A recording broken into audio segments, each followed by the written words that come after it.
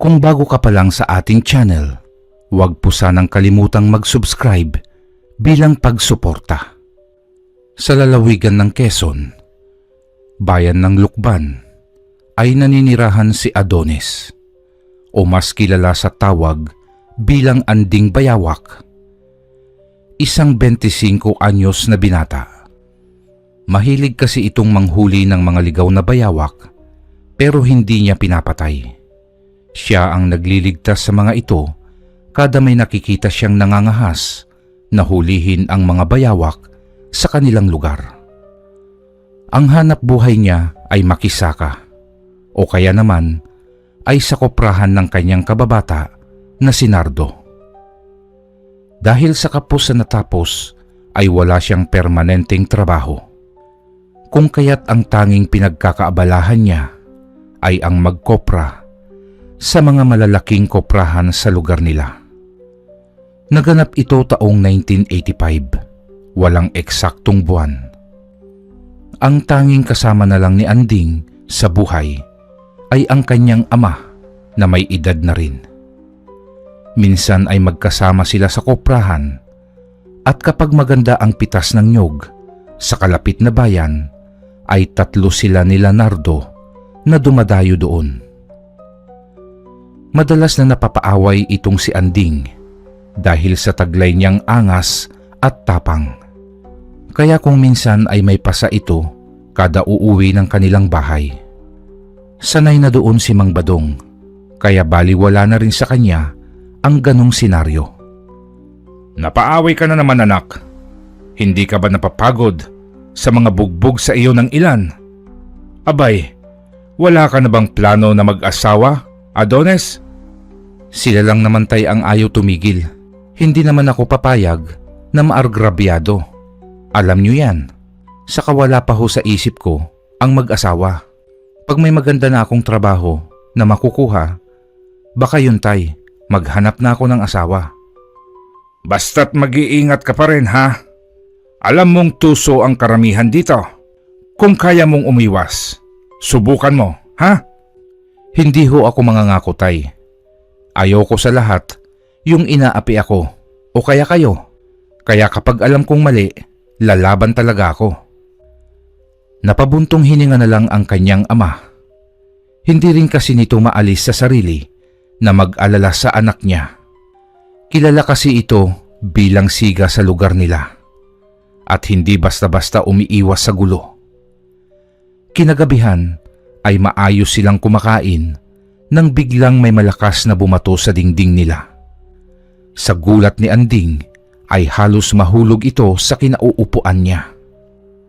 Nainis si Anding dahil nakita niyang medyo natawa ang kanyang ama. Kinuha agad ni Anding ang gulok at matapang na lumabas ng bahay nila. Nakita niya agad ang palagi niyang kaaway doon, si Toto, na may hawak pang malaking bato. Nakangisi pa ito na wari ay natutuwa pa sa pamimerwisyo. Tarantado ka. Anong problema mo, ha? Ngayon ko lang talaga napatunayan na duwag ka. Nagulat ka ba? Buti di ka naihi, ha? Gago, sa ating dalawa, ikaw ang ihiin sa salawal. Ano bang problema mo, ha? At nagsama ka pa talaga ng tuta. Hoy, Toto, para kang bata. Gabing-gabi na naghahanap ka pa ng gulo. Magsiuwi na nga kayo. Napakamot sa batok ang mga kalalakihan na nasa labas ng bahay nila Anding. Saka ito isa-isang nag-alisan, kaya napailing na lang ang binata. Niyaya naman na siyang muli ng kanyang ama na bumalik sa hapagkainan para tapusin ang kanilang pagkain. Nang matapos yun, ay siya na rin ang nagpresenta na maghugas ng mga pinggan. Nagtuloy naman sa silid nito ang kanyang ama, kaya tinapos rin agad ni Anding ang mga hugasin. Bago siya pumasok sa silid, ay siniguro muna nito na sarado ang lahat ng pinto at maging bintana nila. Nagpahinga na rin ang binata dahil panibagong araw na naman ang kakaharapin niya bukas. may usapan na sila ni Nardo na isasama siya sa koprahan sa ibabang bayan. Kaya iginayak muna ni Anding ang susuotin na damit para bukas. Anding, bumangon ka na dyan at narito na si Nardo. Abay, tatanghaliin kayo sa koprahan yan. Oho tay, lalabas na. Sumunod ka na at tumayo ka na riyan. Sandali lang ho tay, susunod na. Abay, sinisigawan mo na ba ako, Adones? Ha? Lumabas ka na. Bumukas ang pinto na kunot noo itong si Anding. Halatang kulang sa tulog kaya nakatikim ng mahinang batok sa kanyang ama. Nakita ni Anding si Nardo na natawa pa kaya inismiran niya ito. May nakahandang kape sa ibabaw ng lamesang kahoy. Naghilamos muna ang binata bago nagkape at niyaya niya si Nardo paalis. Binilinan pa ito ni Mang Badong na umiwas muna sa gulo at magtrabaho ng mabuti. Isang tipid na tango naman ang sagot nito sa ama. Nasa daan na ang magkaibigan nang harangin sila ng tropa ni Toto. Dala ni Anding ang bag na may lamang babaunan. Mainit pa ang kanin na nasa loob nito dahil bagong saing lang nun ni Mang Badong. May bitbit naman na 2x2 ang mga tropa ni Toto kaya napaatras itong si Nardo. Sumugod ng sabay-sabay ngayon ang tatlo kaya wala nang pagpipilian pa si Anding kundi ihalibas ang dala niyang bag sa mga ito. Sapul sa muka ang dalawang nauna kaya timbuwang ito agad. Lapit Toto, pikon na ako sa kayabangan mo eh. Lumapit ka. Anding, hayaan mo na yan. Tara na, baka mahuli tayo sa koprahan. Pasalamat ka at mas mahalaga yung hanap buhay namin kesa sayo. Umayos ka Toto ha. Hindi ako nakikipagbiruan sayo. Tara na pare, hayaan mo na yan. Tumalikod ang dalawa at iniwan sila. Sinipa naman ni Toto ang kasama niya dahil wala pa rin itong malay tao. Nang makarating ang magkaibigan sa koprahan, ay sakto lang nakararating lang din ng may-ari nito. Magilas silang pumesto sa dati at nag-umpisang magtrabaho. Tulo ang pawis nila dahil sa init rin ng panahon. Pero hindi yun alintana ni Anding dahil ang mas mahalaga ay makapag-uwi siya ng pera para sa kanyang ama. Tumigil lang sila ng tanghalian na. Mabuti at hindi natapon ang kanin, kaya may pinagsaluhan silang magkaibigan. Nagtatawanan pa nga ang mga ito nang maalala ang mukha ni Toto. Sa dami ng mga nyog ay hindi nila natapos ang gawain, kaya may babalikan sila ulit bukas. At dahil magkaiba sila ng daanan ng bahay, ay naunang lumihis si Nardo. Kaya naiwan itong si Anding sa daan. May nakita siyang isang punso, kaya naman nilapitan niya ito at napahinto si Anding nang lumabas mula doon ang isang kakaibang bayawak. Nagtaka pa ang binata dahil magkahiwalay ang buntot nito. Sa madaling sabi ay dalawa. Kaya nang makaalis na ang naturang bayawak ay tinignan niya kung ano ang nasa loob noon. Isang puting tila itlog, ngunit matigas kung hahawakan. Kinuha niya ito at nakaramdam siya ng pagyanig ng katawan. Nakarinig siya ng iba't ibang huni at naglabasan ang ilang bayawak sa paligid. Nabibigla ang binata sa mga pangyayari, kaya bigla na lang siyang tumakbo palayo. Dala ang itlog ng bayawak o kung tawagin ay mutya. Halos hingalin pa si Anding nang makauwi, kaya nagtaka pa si Mang Badong. Marahil daw ay nakipag-away na naman siya. Napakamot na lang tuloy itong si Anding ng batok. Ibinulsa muna nito ang nakuhang itlog ng bayawak. Ay Adones, bukas nga anak ay mangahoy ka muna bago kayo umuwi galing sa koprahan. Paubos na kasi ang panggatong natin. Mangunguha naman ako ng mais sa kabilang hasyenda Nagpitasan daw doon. Sige ho, tay. Dapat pala nakapanguhan na kami kanina bago umuwi. Hayaan nyo ho, tay. Magdadala na lang ako ng sako bukas. Saka yung matalim yung gulok. Nahasa nyo na yun, di ba? Oo, naroon sa kusina. Kukunin ko muna. Kumain ka na at ilalabas ko na lang sandali. Naghain na ang binata at nagsimulang kumain.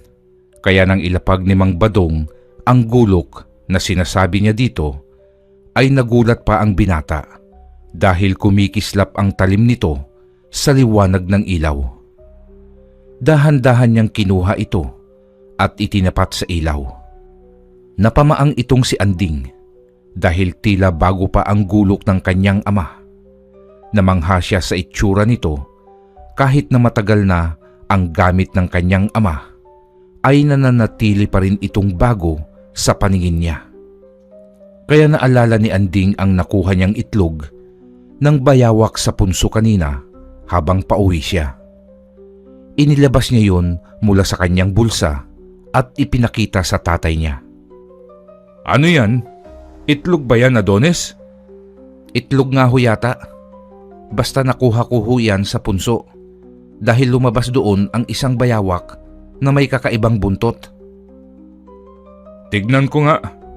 Hindi ito ordinaryong itlog, anak. Parang bato ha. Sigurado ka bang galing ito sa bayawak? Sigurado ho ako, itay. Kung gusto niyo ho bukas, puntahan natin yung punso. Ay wag na. Basta't mangahoy ka ha. At hanggat maaari, anak, iwasan mo na si Toto at yung mga yun sawa na sa buhay nila. Tumango na lang itong si Anding sa kanyang ama. Kumain na rin sila nung gabing iyon.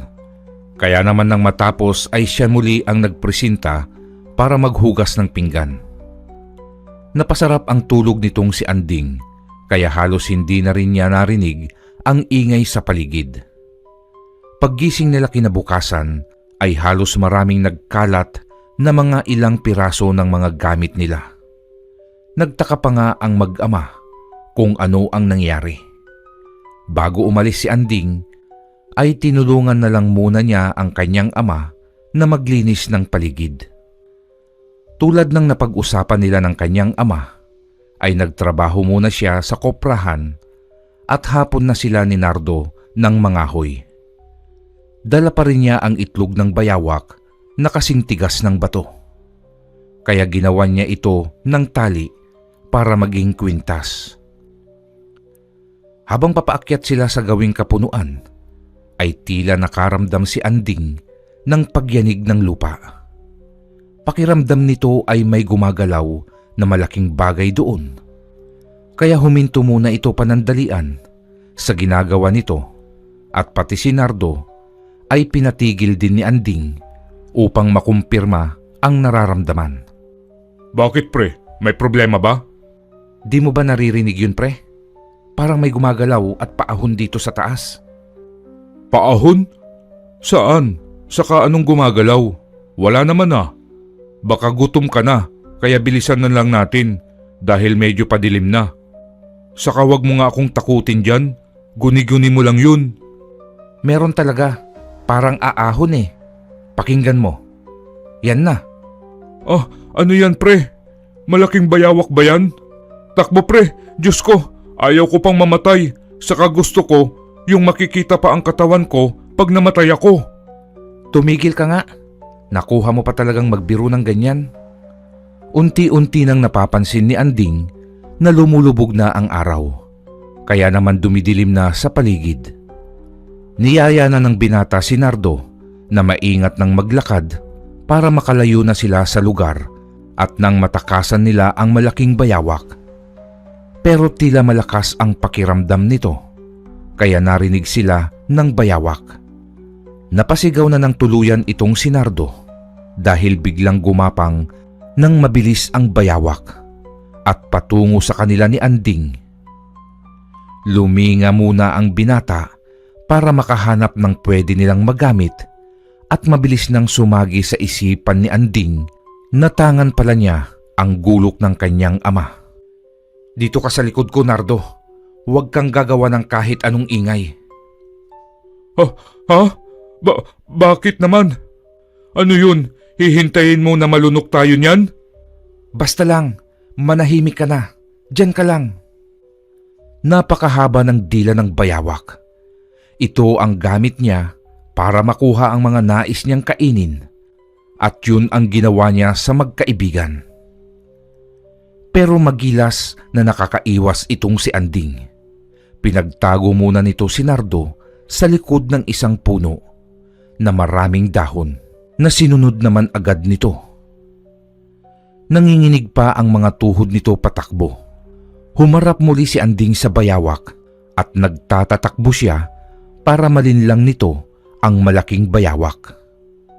Sinundan siya nito gaya ng inaasahan niya. Dahil sa bilis niyang tumakbo, pakiramdam ng binata ay mayroon siyang 4 na paa dahil sa bilis ng kanyang kilos. Inaabot siya ng dila ng bayawak, kaya ilag lang ng ilag itong si Anding hanggang sa makalayo siya dito. Sabay inikutan niya ito. Nasa gawing buntot ngayon si Anding ng malaking bayawak, kaya walang kaalam-alam ito na sumugod ang binata at naputol niya ang buntot ng bayawak, kaya ito nagwala. Bawat puno na nababangga nito ay natutumba dahil sa laki at bigat ng katawan ng bayawak. Sumuot itong muli sa ilalim ng lupa.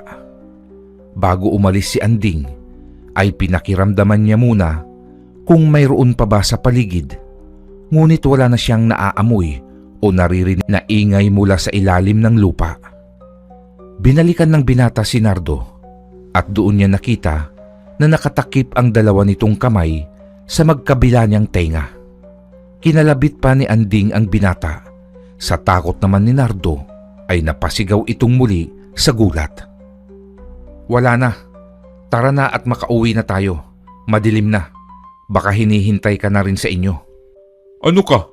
Pagkatapos ng nangyari dito, sa tingin mo, makakaya ko pang umuwi ng bahay? Hindi na. Doon na ako matutulog sa inyo. Ang laking lalaki, duwag. Oo na, tara na, buhatin mo na yung isang sako. Palabas na sila sa kakahuyan nang maulinigan muli ni Anding na parang may paparating mula sa langit. Parang pagaspas ng pakpak. Yumuko silang dalawa sa kahinintay na lumabas ang pinagmumulan ng ingay.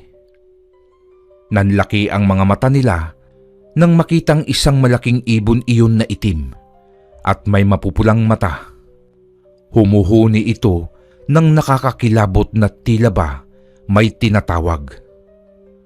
Umatras muli ang dalawa para hindi sila makita nito. Doble ang laki nito sa isang agila at may mahabang tuka. Kanina bayawak, ngayon naman uwak. Uwak nga ba yan, pre? Bakit ganyan napakalaki? Ewan ko nga din. Nagtataka na nga ako sa mga nagpapakita sa atin. Nagkataon lang ba talaga? O parang may pakay talaga silang hulihin tayo? Kung ganun, kailangan na nating makauwi. Aabutan tayo ng hating gabi dito, pre. Relax, pre. Konting hintay pa. Baka umalis din yan. At hindi nga nagdalawang salita si Anding. Mabilis na nawala ang malaking ibon, kaya luminga pa silang dalawa sa paligid. At nang makasiguro na wala na nga, mabilis na silang tumakbo palabas ng kakahuyan. Hingal na hingal sila nang makarating sa maliwanag na parte ng daan. Halos may ilan na rin kasing tao doon at sumama na nga si Nardo pauwi kay Anding. Nagulat pa si Mang Badong dahil kasama pa nito ang kaibigan ng kanyang anak. Nanghingi agad ng tubig si Nardo sa binata at takang pinanonood naman sila ng ama ni Anding. Nakahinga ng maluwag itong si Nardo nang makauwi sila ng buo at ligtas. Walang ibig magsalita sa mga ito kaya lumapit ang matanda at ito na ang nagtanong kung bakit sila ginabi ng uwi. Anong nangyari sa inyong dalawa? Bakit parang hinabol kayo ng 10 baka? Hindi kayo maniniwala, Tay Badong. Buti nga ho kung 10 baka nga ang humabol sa amin. Hindi nga ho. Kung hindi baka, di aso siguro. Hindi rin ho, tay. Isang malaking bayawak na mas malaki pa sa buwaya. Hinabol kami sa kakahuyan. Oho, tay.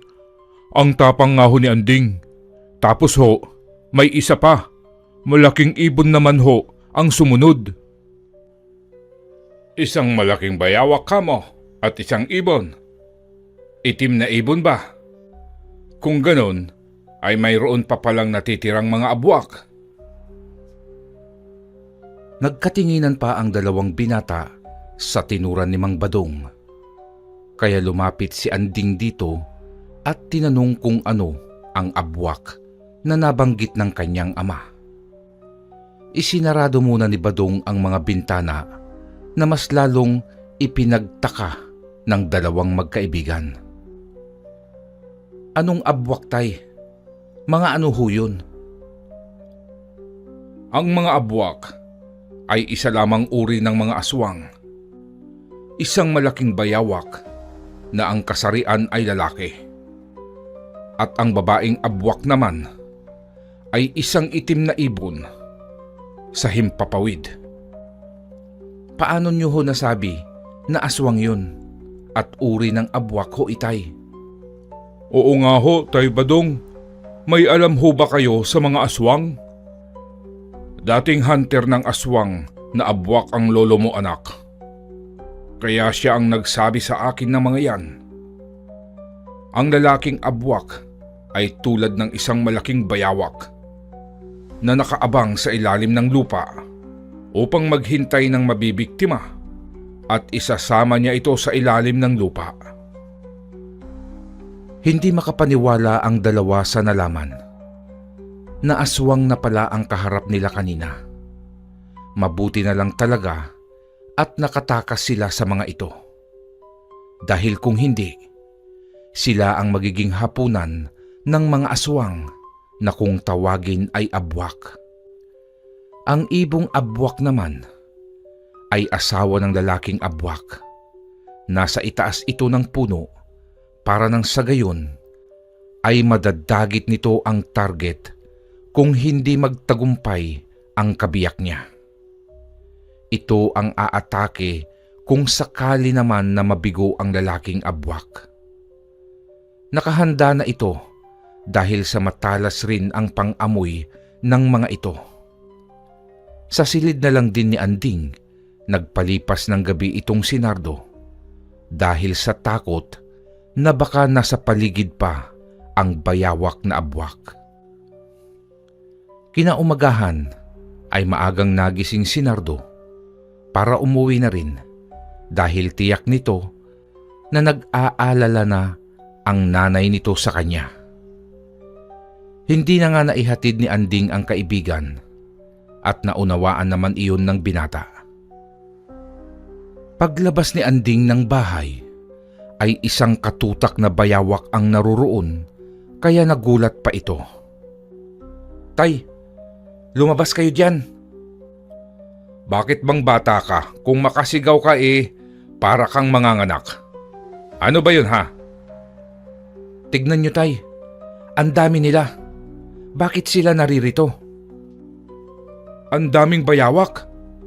Hindi kaya dahil yun sa nakuha mong itlog mula sa isang bayawak na ang sabi mo ay kakaiba ang itsura, anak? Ano ho, babawiin nila? Hindi ko rin masasabi yan, anak. Pero sa tingin ko ay ikaw nga ang napili sa bagay na yan. Kaya ingatan mo, anak. Isang mutya galing sa bayawak. Biglang lumakas ang hangin sa paligid at ang mga bayawak ay parang nakaramdam ng panganib. Mabilis ang mga itong nag-alisan na parang may kinakatakutan. Biglang bumalik sa isipan ni Anding ang isang pakiramdam ng pagyanig na may gumagalaw sa ilalim ng lupa. Kaya pinalayo niya ang ama sa bahay dahil doon yumayanig. Isang malaking bayawak nga ang lumabas mula sa ilalim at nasira pa nito ang gilid ng kanilang bahay. Mahabaging langit, totoo nga ba na may abwak pa? Delikado tayo dito anak, takbo na! Mauna na kayo, tay. Kailangan man lang natin ng armas. Papasok ako sa loob. Tumakbo na kayo ng malayo dito. Hindi maaari. Sasamahan kita anak.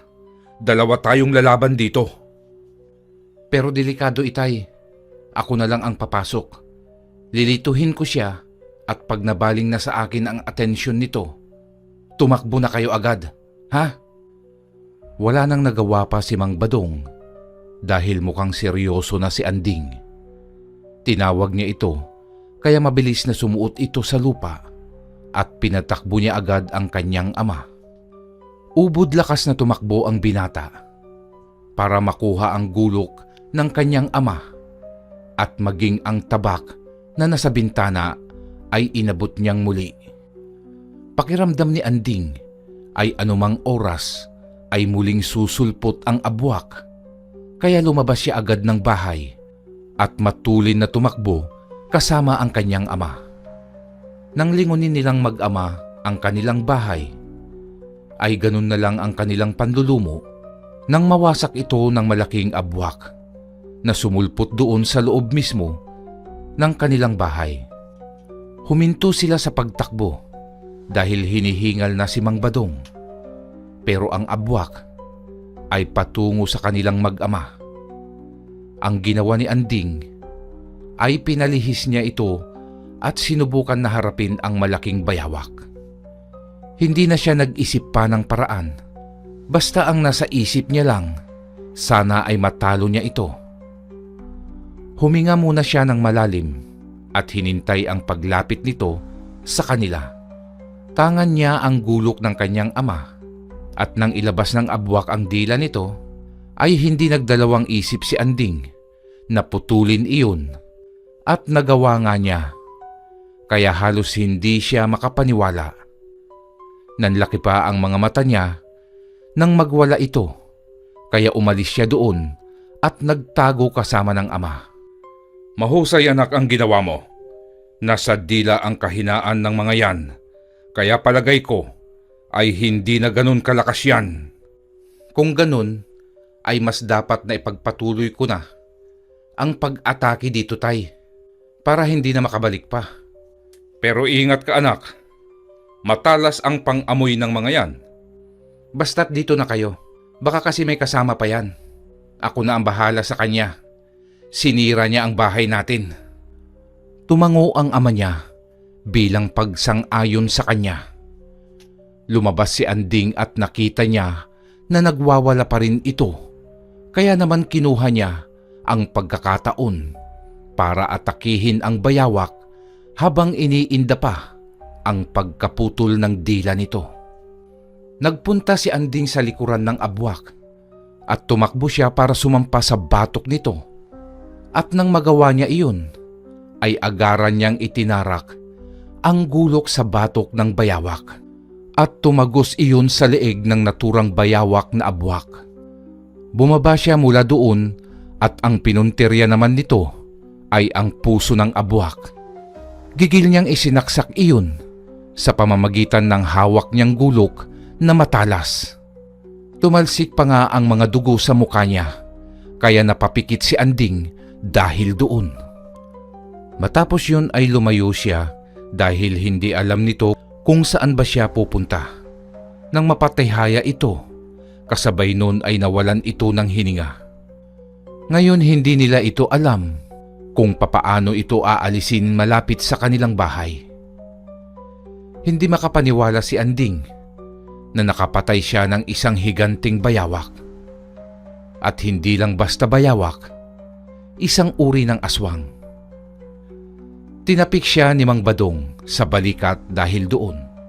Natawa na lang si Anding. Naupo muna sila sa isang malaking tipak ng bato hanggang dumating na si Nardo na kasama nito sila Toto at ganun na lang ang gulat ng mga ito nang makita ang malaking abwak na nakahandusay sa lupa. Pansin din ni Nardo na nasira pala ang bahay ng mag-ama.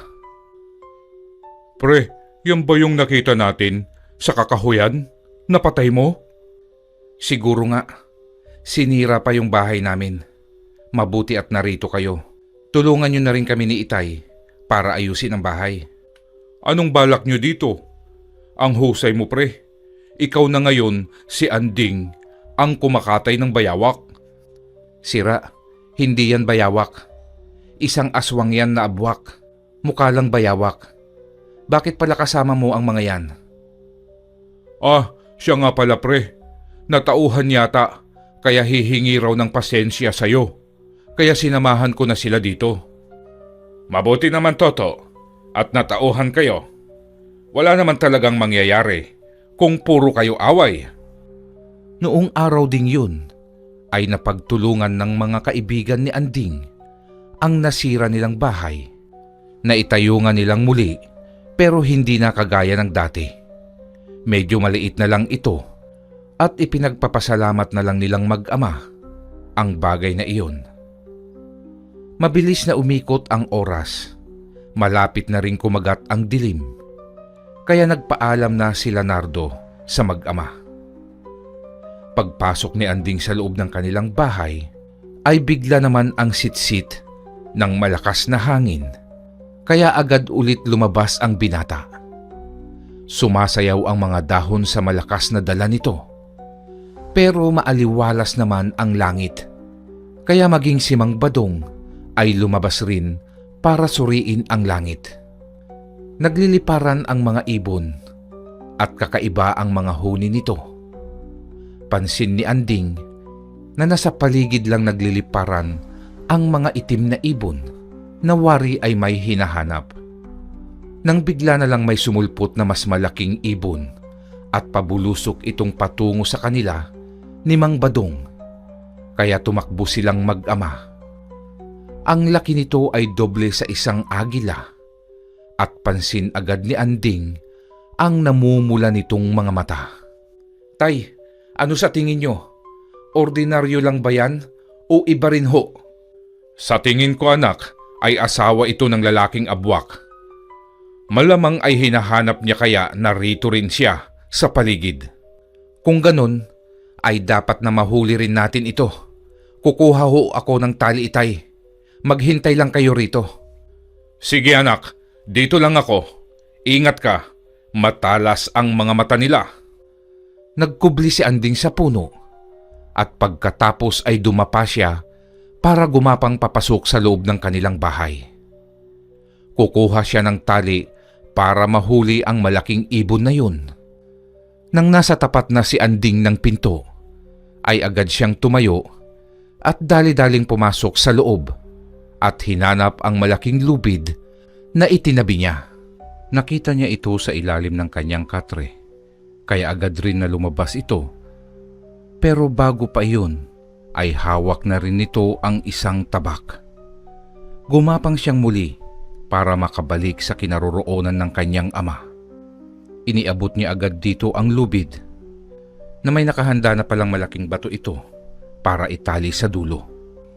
Nang maihigpit ng maayos ni Mang Badong ang bato sa dulo ng lubid, ay saka lumabas si Anding at nagpakita sa ibong abwak. Ngayon nga ay pasalubong na itong patungo kay Anding, kaya kinakabahan si Mang Badong para dito. Nang makalapit na ang abwak kay Anding, ay saka nito ipinulupot ang lubid na may bato sa dulo. Pinawalan iyon ni Anding, kaya sapul ang ibong abwak sa nguso. Bahagyang pumaling ang paglipad nito dahil sa batong tumama sa tuka niya. Bumuwelta ito ng lipad at ngayon ay patungo itong muli sa binata. Inulit ni Anding ang pagtira dito, kaya naman ang sunod na nais patamaan ni Anding ay ang pakpak nito. Mas mabilis niyang ipinaikot sa ere ang lubid na may kasamang bato saka inihagi sa papalapit na ibong abwak. Sakto na sapul ito sa isang pakpak, kaya naman nahirapang lumipad ang abwak. Agad na itinali ni Anding ang dulo ng lubid sa katawan ng puno, katulong ng kanyang ama.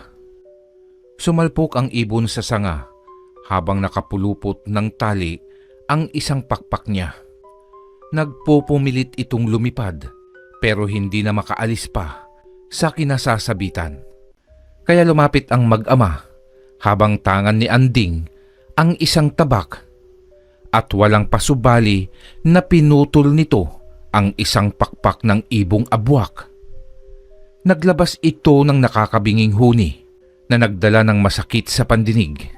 Wari bang nagtatawag ito ng kakampi pa, kaya naman tinuluyan na ito ni Anding at pinutol nito ang ulo ng ibon. Palagay ko anak, marami pa sila at naririto lang sila sa paligid. Dapat ay maging handa ka dahil baka anumang oras ay sumalakay ang mga abwak dito. Tutulong pa rin ako, tay. Hindi ko hahayaan na may masaktan pa ang mga abwak na yan. Kaya siguro ikaw ang pinagbigyan ng mutya ng bayawak dahil likas na sayo ang maging matulungin kahit kanino pa man. Mana lang ho ako sa inyo, tay. Basta't kaya ko ho, tutulong ako lagi. Tumawa ang kanyang ama dahil sa sinabi ni Anding. Nang mapatay niya ang ibong abwak, ay kinalas na rin nila ang lubid sa pakpak nito at pinagtulungan nilang hilahin sa kabinuhusan ng krudo para sindihan. Kumalat ang liwanag ng apoy sa buong paligid. Kinabukasan ay pinuntahan ni Nardo si Anding para sabay na silang magtungo sa koprahan dahil ngayong araw ang bigayan ng kanilang mga sahod. Malayo pa lang sila ay nagkakagulo na doon. Wala na rin silang sinayang na oras at tumakbo na papalapit ang magkaibigan. Nakita agad ni Anding na may binubugbog doon at wala ni isa man ang nais na umawat pa. Ang katiwala pala sa koprahan at isang hindi kilalang lalaki ang namataan nila. Isang matinding suntok sana ang ipagkakaloob ng lalaking dayuhan nang sanggahin ni Anding ang kamao nito, kaya napasinghap ang mga naroroon. Pag hindi mo tinigilan yan, ako ang pupulbos sa'yo. Sino ka, ha? Hindi ka taga rito, hindi ba? Ako si Banong. Bitiwan mo nga ang kamay ko. Bakit ka nakikialam, ha? Gusto mo bang isunod kita sa kanya, ha? Baka ikaw ang hindi makalakad ng diretsyo pag pinagtulungan ka naming lahat dito. Bitiwan mo si Mang Ambo. Binitiwan nito ang matanda. Napikit na ang isang mata dahil sa dami ng natamo nitong suntok. Agad na itinayo ni Nardo ang matanda na halos mawalan na ito ng malay. Nakangisi pa ang nagpapakilalang Banong dahil sa itsura ng kawawang katiwala ng koprahan. Nagdura pa nga ito at tinignan siya mula ulo hanggang paa. Kayo naman, sa dami nyo, wala man lang ni isa ang tumulong sa matanda. Mga duwag ba kayo? Pre, ayos na yan. Dadalhin ko lang si Mang Ambo sa loob. Bahala ka na dyan. Alam kong kaya mo yang hambog na yan. Kahit magtulong-tulong pa kayong lahat, hindi nyo ako kaya. Dahil mga duwag kayong lahat. Bukod sa pangit ka na nga, napakayabang mo pa. Umalis ka na dito. Saka hindi ka naman taga rito. Kaya wala kang karapatan na manakit ng kapwa mo. Tumawa lang ito ng tumawa. Kaya nakaramdam ng konting inis itong si Anding. Namewang pa nga, imbis na umalis na sa lugar. Kaya napailing na lang si Anding at balak na sanang umalis nang batuhin siya nito ng bato sa ulo. Napahinto na lang si Nardo dahil nakita nito ang ginawa ng dayong lalaki. Hinawakan ni Anding ang binatong ulo niya at nakapa niya na nagkaroon siya doon ng maliit na bukol. Humarap siya dito at bakas sa mukha ng lalaki ang pang-iinis at tuwa. Lumapit si Anding dito at nakipagtitigan. May panunuya pa sa ngisi ng lalaki kaya walang pakundangan niya itong sinuntok sa balinggusan kaya dumugo ang ilong ni Banong. dahil sa lakas ng suntok sa kanya ni Anding. Napasalampak ito sa mga bao, kaya nadurog ang iba. Natawa naman ang mga naroroon at bigla na lang silang iniwanan. Yan ang bagay sa mga hambog na gaya mo. Magbabayad ka! Tapang mo rin. Ikaw na nga ang nanakit. Ikaw pa ang may ganang magbanta. Hindi ako takot sa'yo. Kahit magsama ka pa ng marami. Tatandaan kita. Hintayin mo lang, bata. Umalis ka na. Dayo ka dito, kaya wala kang karapatang manakit. Mabilis na naglakad palayo ang nagpakilalang si Banong. At dun naman lumapit si Nardo sa kaibigan niya. Sinabi nito na bagong lipat daw ang lalaki mula sa malayong bayan.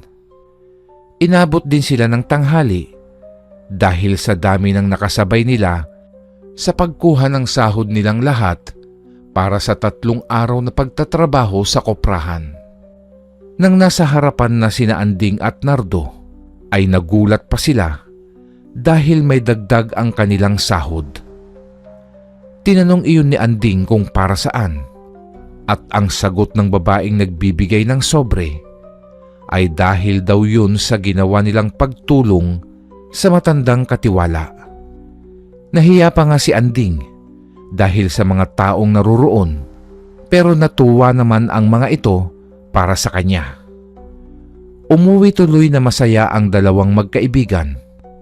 Ang gusto lang naman talaga nila ay tulungan ang matanda. Kapag talagang tumutulong ka ng hindi pilit sa iyong sarili, ay may babalik na biyaya nang hindi mo inaasahan. Malayo pa lang ay tanaw na ni Anding ang tatay niya na nagsisibak ng kahoy, kaya naman napangiti siya dahil may pasalubong siya dito na paborito nitong tinapay. Pero napahinto siya sa paglalakad nang biglang maramdaman nito ang pag-uga ng lupa. Mabilis pa sa 4:00 na tinakbo niya ang kinaroroonan nito at tinawag ang pangalan ng kanyang ama. Lumabas mula sa ilalim ng lupa ang katamtaman na bayawak na sa tingin ng binata ay isa ring abwak. Ang bilis niyang makarating sa kanyang ama, kaya agaran niyang kinuha ang isang tabak na gamit ng kanyang ama sa pagsisibak ng kahoy. Pumasok sa loob ng bahay si Mang Badong at may kinuha na isang bagay. Nangunot pa ang noo ni Anding dahil doon. Sa kanya tinanong si Mang Badong kung para saan yun. Nilutong bawang to, anak. Mabisa tong panlaban sa mga gaya nila. Marami ito, anak. Nagtanong-tanong ako kanina. Saka ko niluto at sinamahan ko na rin yan ng asin. Nasaan ho yung iba, itay? Akala ko ho marami to. Kunin nyo na habang may oras pa tayo. Teka, anak. Ilalagay ko lang sa isang bag. Sandali lang. Tinignan ni Anding ang paligid at nakita niya doon na ikot ng ikot ang bayawak na abwak na umahon sa lupa kanina lang. Isang pagyanig pang muli at umahon muli ang tila mas malaki pa. Nanlaki ang mga mata ng binata dahil doon. Inaalala niya ang ama dahil baka hindi nito kayanin ang laban. Lumabas si Mang Badong na humahangos pa.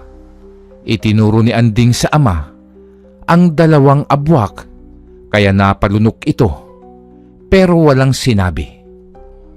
Tinapik niya sa balikat ang ama, saka sila umikot sa likod bahay. Sinilip muna nila kung nasaan ang pwesto ng naunang lumabas na abwak. Naroon pa rin ito at mukhang may inaamoy. At nang mahuli nito ang mga mata niya, ay nagwala agad ang abwak, saka mabilis na gumapang patungo sa kanilang mag-ama. Tumakbo sila pero halos kasabay lang din nila ito nang lumabas sa lupa. Humarang ito sa daanan nila at inilabas ang mahabang dila.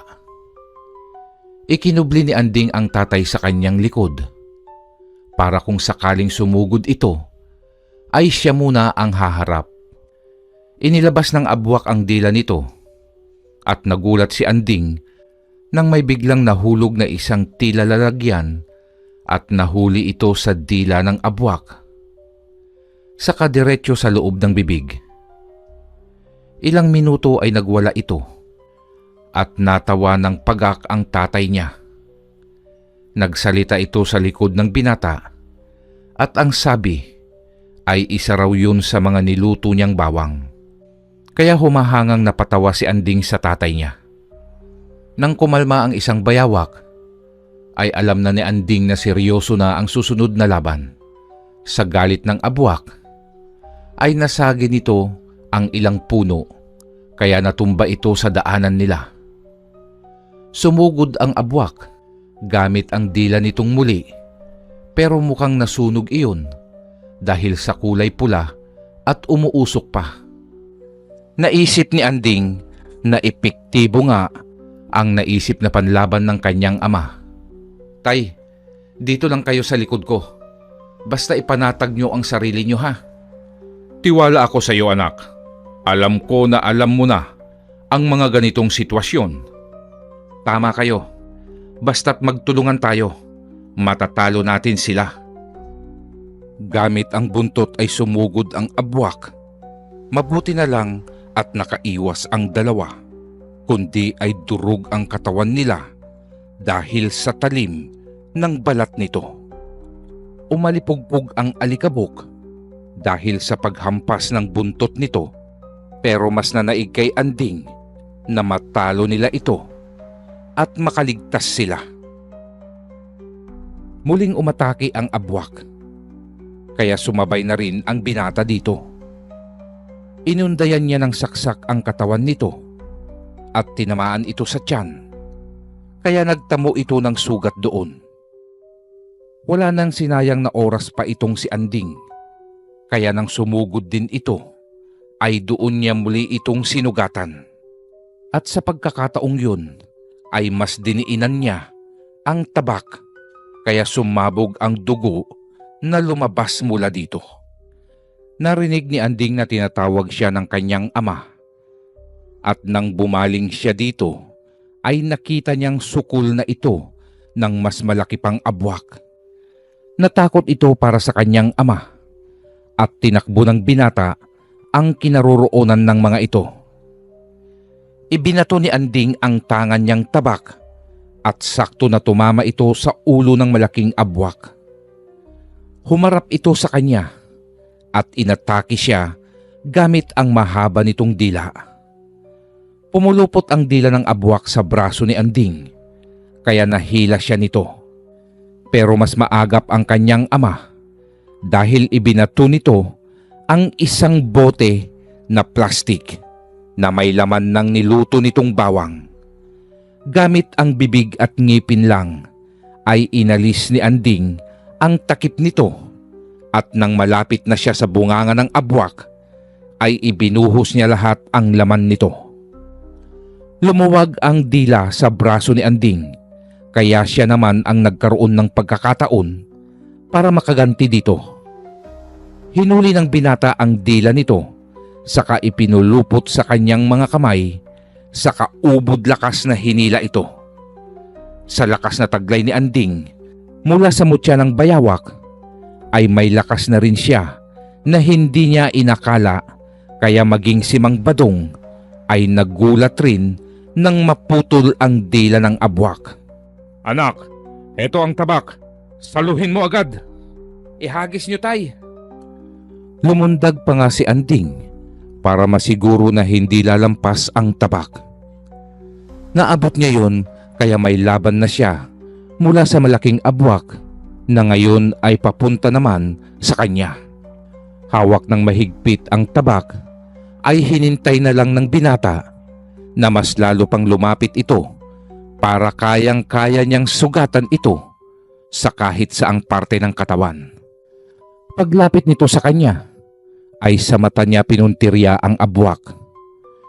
Tinusok ang kanang mata nito kaya napangawa ito sa sakit at nang hindi pa rin ito tumitigil ay siya na ang nauna.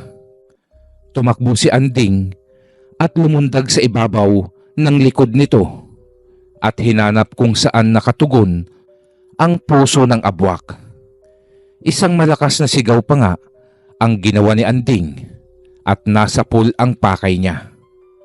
Lumiyad ito ng lumiyad, kaya naman humawak ng mahigpit ang binata sa likod ng abwak para hindi siya mahulog. Dahil kung magkataon ay madudurog ang mga buto niya. Hanggang sa tumigil ng magwala ang abwak dahil sa dami ng dugong nawala sa loob ng katawan, ay bigla na lang nasubsob sa lupa ang abwak. Kaya pala ito nasubsob dahil naubos na ang hininga nito at tuluyan nang namatay. Dalawang malaking abwak na naman ang nakaharap nilang mag-ama at alam ni Anding na hindi na ito biro. Alam niyang sa mga susunod pang araw ay may susulpot na naman na ibang uri ng mga abwak. Sabay na silang mag-ama na bumalik sa maliit nilang bahay at naupo muna sa kawayan na upuan na nasa labas ng kanilang bahay. Hindi sukat akalain ni Anding na magkakaroon siya ng ganitong obligasyon, ang patayin ang mga abwak sa paligid. Kaya naman umaasa si Anding na sana ay maubos na rin ang mga aswang para wala ng katatakutan ang mga naninirahan sa kanilang baryo. Bandang hapon, habang nagluluto si Anding sa kanilang kakalanan, sa likod bahay nila ay narinig niyang sumisigaw ang kanyang ama. Sumilip ito sa maliit na bintana at kita niyang may humihila dito pailalim, kaya naman nataranta siya at kinuha ang matalas na tabak. At kahit na napigtas na ang mga tsinelas ni Anding, ay wala siyang pakialam doon, basta't mailigtas niya ang ama. "Tay, kumapit kayo ha. Huwag kayong bibitaw sa kamay ko." Anak, may nasa ilalim. Umalis ka na dito. Iligtas mo na ang iyong sarili. Sige na. "Hindi tay, ililigtas kita at huwag kayong bibitaw. Iaahon ko kayo diyan, basta't kumapit kayo." Sige na anak, iligtas mo na ang iyong sarili. Tutal, ay matanda naman na ako. Handa na akong mamatay kung dito na lang talaga ang buhay ko.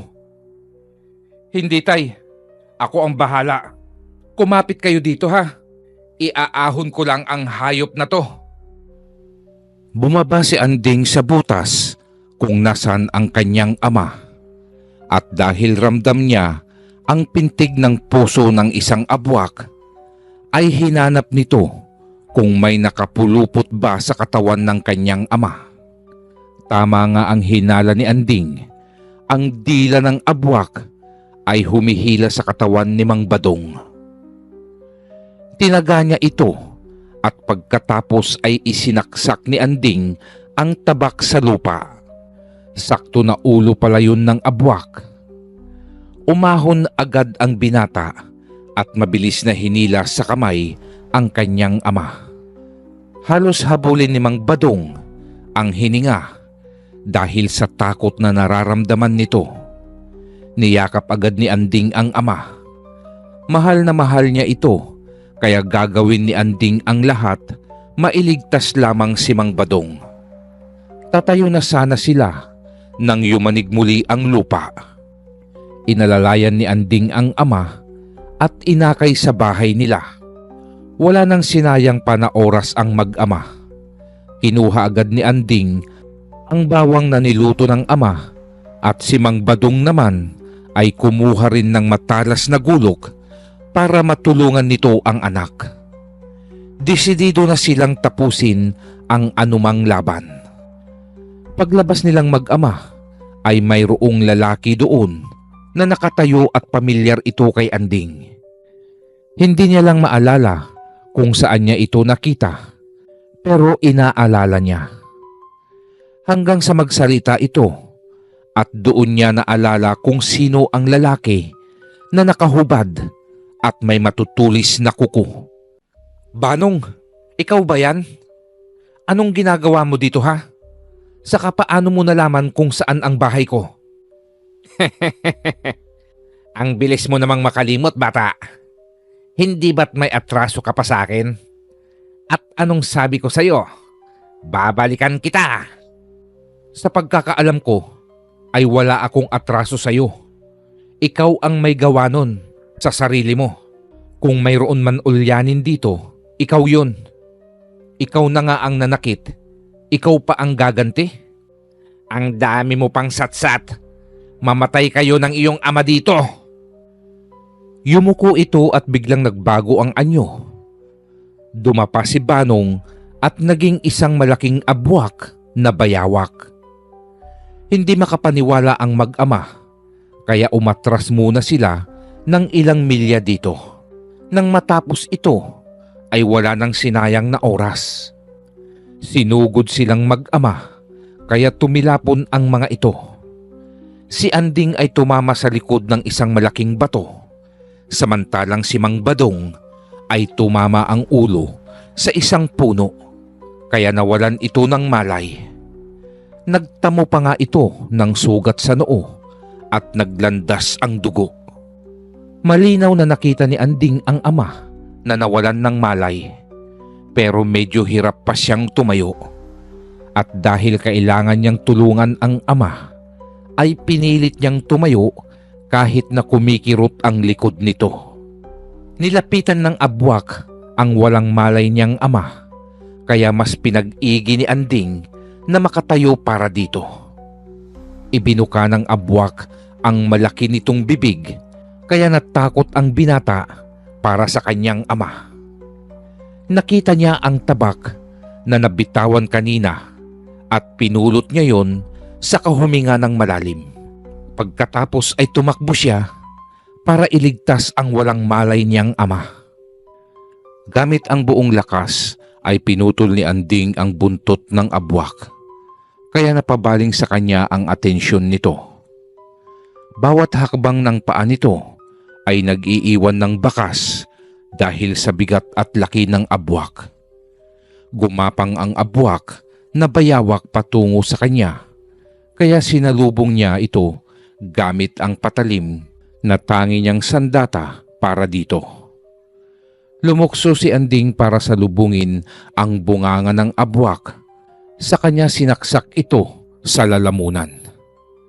Hindi na nakuha pang makagalaw ng naturang aswang dahil doon.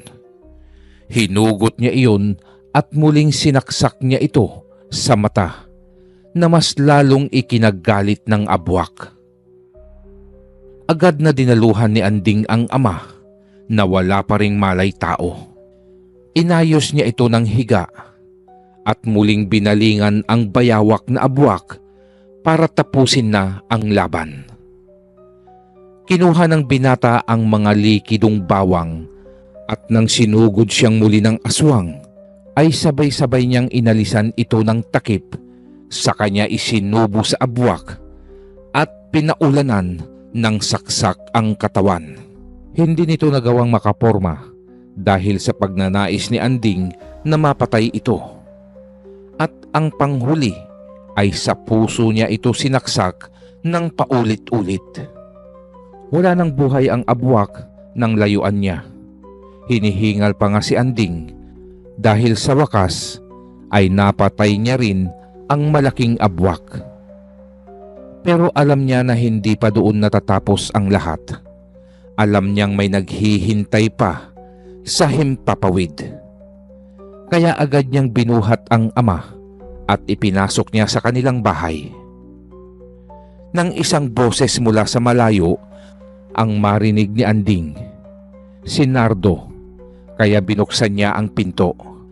Kasabay noon ay ang pag-iikutan ng mga ibon sa himpapawid. Maging si Nardo ay napatingala din dahil doon. "Nardo, umalis ka na dyan. Tumakbo ka na dito, bilisan mo." Anong nangyayari? Sandali! Mamaya ko na ipapaliwanag. Halika na dito sa loob. Kahit lito ang binata, ay tumakbo pa rin ito sa bahay ng kaibigan niya. At nang maisarado ang pinto, ay tumama ang isang itim na ibon sa pinto nila, kaya naisara ito. Nagulat si Nardo dahil malapit lang siya doon. Ang ginawa nito ay kumuha ng kutsilyo at pinutol nito ang ulo ng itim na ibon. Nagkakalabugan sa bubong nila, kaya nagising si Mang Badong dahil sa ingay. Natakot naman si Nardo, kaya lumapit ito sa matanda para kumustahin dahil may sugat ito sa noo. Nagtinginan ang mag-ama dahil palagay nila ay ang mga ibong abwak naman ang sumasalakay. Kaya kinuha ni Anding ang mga gamit pa na maaari nilang magamit para masupil ang mga ito. Kinuha niyang muli ang lubid na ginamit noong unang sumalakay ang unang ibong abwak. Inilagay niya ang lambat na nahingi sa isang kakilala. Tinulungan rin siya ni Nardo kahit na nanginginig ito. Sigurado ka ba dito, pre? Baka mabutas na nila ang bubong. Magtiwala ka lang. Matatapos din ito. Paglabas ko, kunin mo yung sulo sa kusina. Saka mo lagyan ng krudo. Huwag mong kalimutan na sindihan para hindi makalapit ang mga pesteng yan. Sa likod kita mamaya paglabas natin dito. Basta't lakasan mo ang loob mo. Mag-iingat kayo, anak. Alam kong kayang-kaya nyo yan. Sige na. Naunang lumabas si Anding habang hawak nito ang isang tabak. Nang nasa gitna na sila ay bumulusok sabay-sabay ang mga ibon. Kaya hudyat yun para sindihan ni Nardo ang sulo. Isa-isang nasunog ang mga itim na ibon dahil sa paraan ng magkaibigan. Ang natitira na lang ay ang malaking itim na ibon na nasa ere at anumang oras ay lulusob sa kanilang magkaibigan. Kaya humuni muna ito ng nakakabingi, saka parang isang mabilis na sasakyan na nasa himpapawid na papunta sa kanilang dalawa. Ipinaikot ng mabilis ni Anding ang hawak na lubid, saka ibinato sa papalapit na abwak na ibon. Nasukol niya ito sa ulo, kaya sumadsad sa lupa ang abwak. Nahila pa nga ang kamay ni Anding. Pero ginamit ng binata ang buong lakas niya sa tulong na rin ni Nardo, kaya nabigti ang malaking ibon. At tumakbo pabalik sa bahay kung saan naroroon ang ama ni Anding. Nakikiramdam si Anding para kung makawala ito ay makakalaban siya sa malaking ibong abwak. Kumakawag ang pakpak nito at pilit inaalis ang lambat na nasa ulo niya. Pero nanatili lang na nakatungtong dito ang binata. Nardo, dalhin mo dito yung krudo at posporo, bilis. Nariyan na, pre. Buhusan mo buong katawan nang masunog na siya ng buhay para maubos na ang buong abwak dito. Nang maubos ni Nardo ang krudo sa ibong abwak, ay kinuha ni Anding ang posporo. 2 palito sa kanya ikiniskis, sabay tapon sa gumagalaw pang aswang. Nagkakakawag ito at nagpakawala ng matinding ingay. Tinakpan ni Nardo ang 2 niyang tenga dahil masakit sa pandinig ang tunog nito. Humangin ng malakas, pero wala ng ibon na gaya kanina.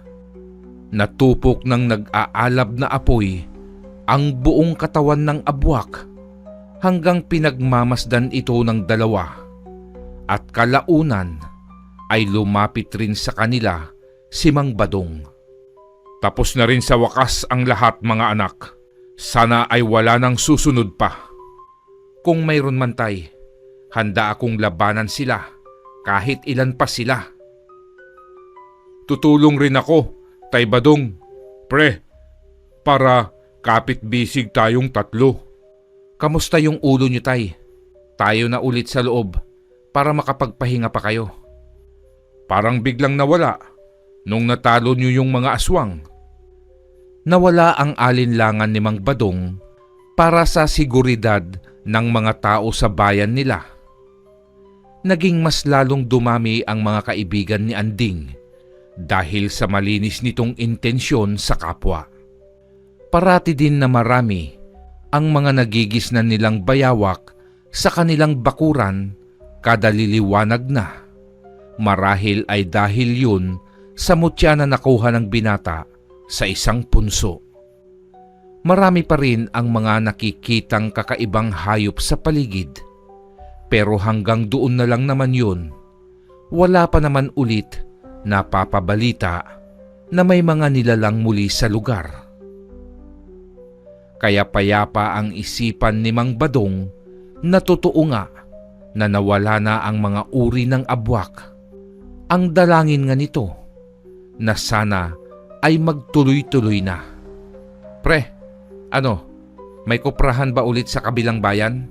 Di ba tayo dadayo doon? Meron, bukas maaga dapat tayo. Sige, sa ngayon ay tara muna sa kakahuyan. Naubusan na naman kami ng kahoy eh. Sagot kita dito sa bahay ka na kumain. Abay dapat lang naman no. Tara na para makarami tayo. At nang makatikim ng masarap na pananghalian sa inyo. Yan, dyan ka magaling. Ang makikain. Oo na, sagot ko na ang tanghalian mo. Basta't ikaw ang bubuhat, lahat ng makukuha natin mamaya. Natawa pa si Anding dahil sa kaibigan niya. Sila Toto ay nagbago na rin. Mga tanod na ng bayan nila, kaya malaki na ang ipinagbago ng kanilang mga buhay sa lumipas na 2 buwan. Wala na halos nakakaalam kung paano nakipaglaban sa aswang na kung tawagin ay mga abwak sina Anding, Mang Badong at Nardo. Para hindi na matakot ang mga tao sa kanila, inilihim nila yun para na rin sa katahimikan ng lahat. Basta ang pananalig ay bukal sa puso, ay hindi kayo mabibigo dahil nakikinig siya. Hindi man nakikita, pero naririnig ka. Palaging tandaan na ang bawat buhay ay mahalaga. Basta't matutong kilatisin ang iyong kaharap. Nasa pagtutulungan, nagtatagumpay ang laban. Kaya dapat ay ingat sa mga nakikita sa paligid. Dahil ang mundo ay punong-puno ng hiwaga. Hindi man naniniwala ang karamihan sa mga aswang dahil ang siyensya ay hindi rin ito kayang ipaliwanag. Mas mainam pa rin na mag-ingat dahil nariyan lang sila, nakaabang sa bawat paligid, naghihintay lang ng iyong mga maling hakbang. Wakas. Marami pong salamat sa inyong pakikinig mga kakilabot. Dumako na po tayo sa ating shoutout. Shoutout po sa lahat ng ating kakilabot subscriber at magiging bagong kaibigan pa. Shoutout din po kina kakilabot Jenilyn Mangublaman, Bioli Liharso, Emmanuel Escobel, Honey Bing Vlogs, Nida Kiambao, Ellen Kiano, Asili Gumban, Carmelita Pruna, Milagrosa Luke, Elsa Gonzales, Edelberto Balanlay, Luisa Alba, Enday Samonte, Charlene Gumansing, Sherwin Mamawi, Regidor V. Tade, Miriam Leibelt, Monsor Osayan, Lovely Glass Blower, Ems PH, Joel De Guzman, Tita Sareno,